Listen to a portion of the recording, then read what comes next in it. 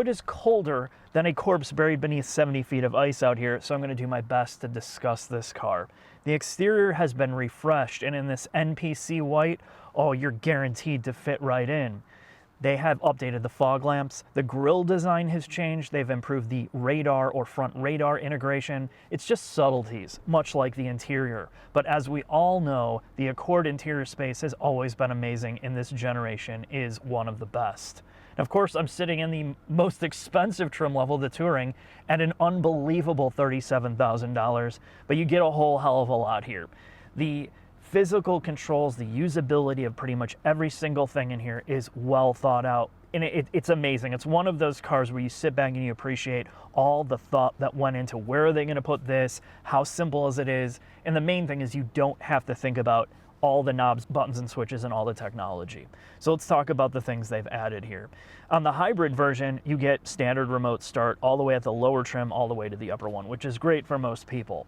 The infotainment has been updated to give you the standard infotainment from lower trims to upper trims. But when you get up to the EX and above, you get wireless Apple CarPlay and Android Auto, which will excite many people.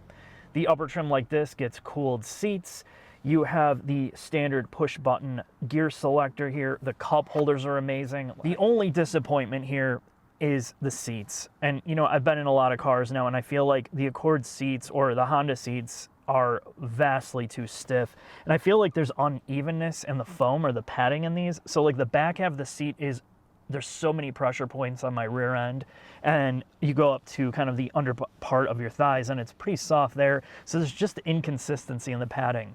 The big win with the Accord is its usable space. The trunk is no longer compromised for being a hybrid, and the back seats, you can pull out the white linen and have a full-blown dinner back there. It is enormous. This car has a lot of usable space, and that's exactly what you want. But let's head into the shop, and I'm going to talk about the hybrid drivetrain and some of the other technical attributes. Underneath the Accord Hybrid, and before I talk about this, you need to take a look at the underbody. This is what it looks like when your state uses a complicated mixture of salt to melt ice. Now, we get nasty snowstorms every year in this area. And I know states now with climate adjustment or change, you're getting freezing conditions, snow, and temperatures you've never seen before. And as these states adapt and get prepared for winters, this is exactly what you're going to start to see happen to many cars with manufacturers that haven't really thought about good undercoating. And I'm just going to say this right up front.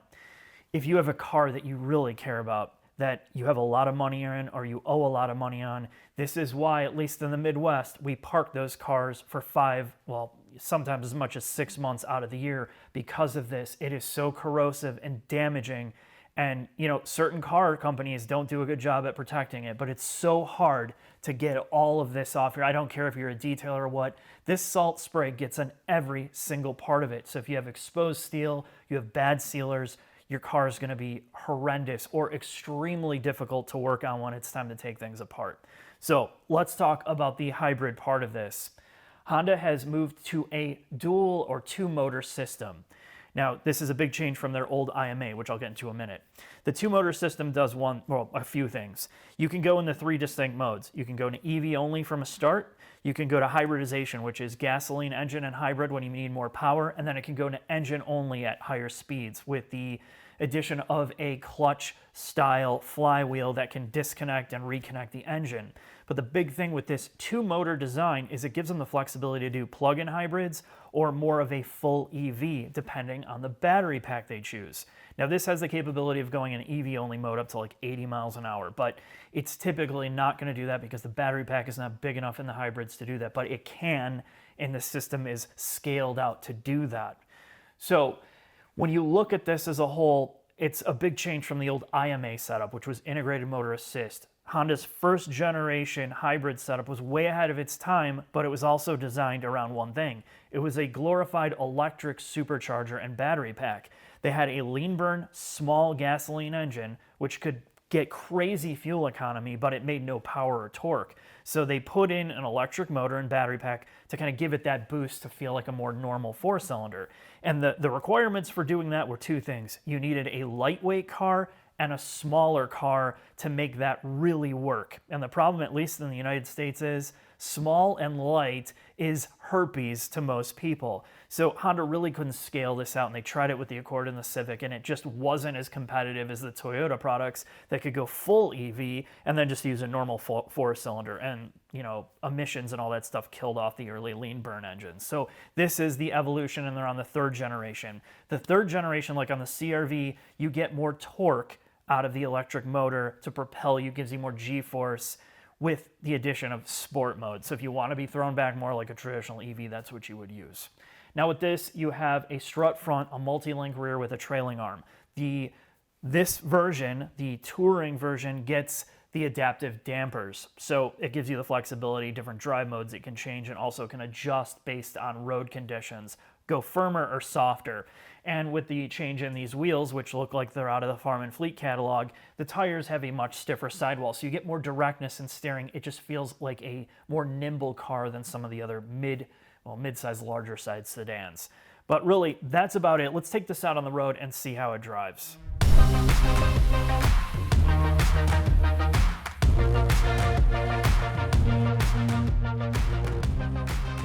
These tires are horrible. Do you have my pontoon ready? The way that this CVT is, and there's nothing wrong with it, it's really smooth, and it does hold peak horsepower. It doesn't fake shift. But when you put sport mode on, combined with the synthetic outboard engine sound that it plays through the speakers, it has everything I want. Fake engine noise, it's open diff, it's a hybrid, and it's CVT. Man, that's real tight. So I think you just covered all the negatives. But it's been about, 2 years now since we've been in an Accord. So This has been updated, refreshed, and you get behind the wheel of this for like 10 minutes and you realize how great of a car it is. It's really good. There's a reason why the Accord, for many, many, many years, has been kind of the gold standard. It's 20% sportier, like 15% sportier than a Camry. It's big.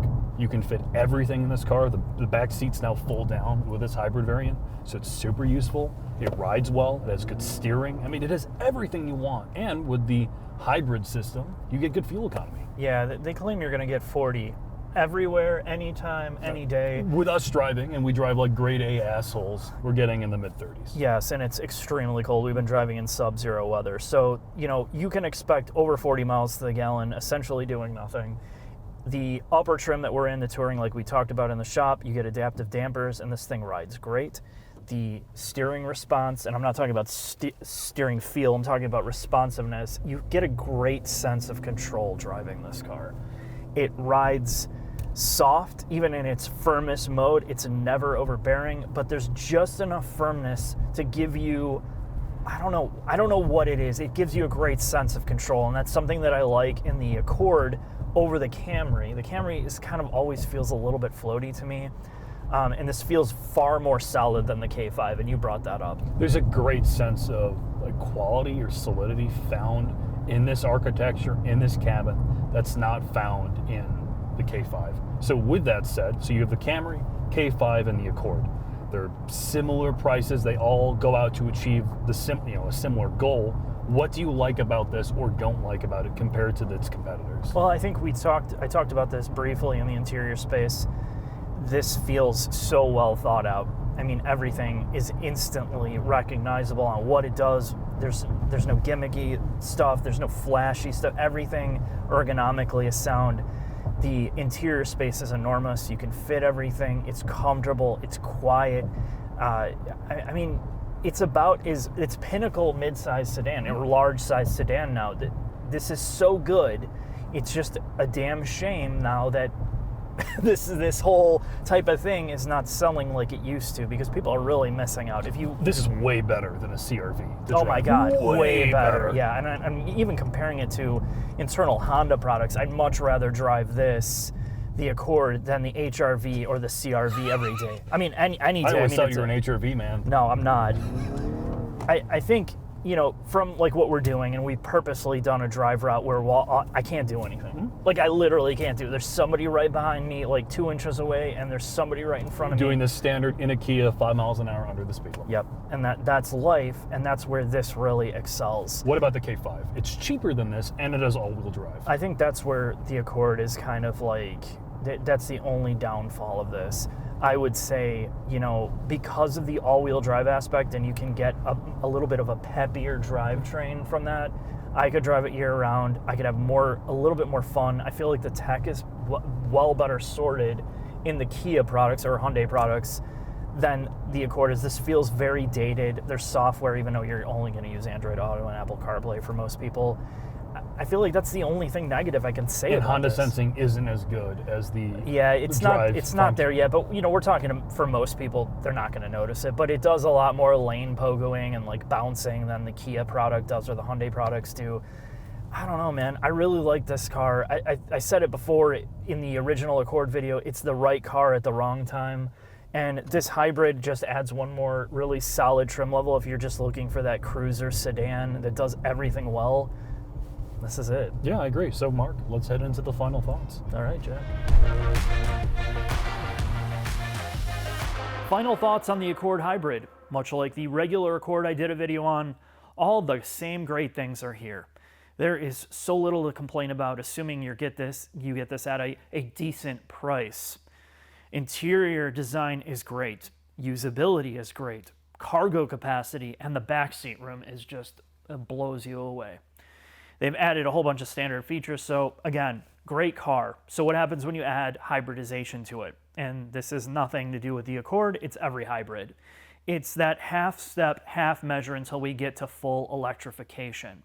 So, that's the problem with certain EVs. You're kind of locked in with that battery pack capacity, and then in 5-6 years, when it gets 25% better or 30 or 40% better, people are going to be like, you're going to get on this upgrade cycle. And that's not something you have to do with the hybrid. It just kind of gives you that good in-between balance. If you're getting over if you're getting over 40 miles per gallon, like that's claimed up to 48, this is going to chew up the miles. You're going to be on the highway. You're not going to burn through a lot of fuel. And it's a very smooth experience.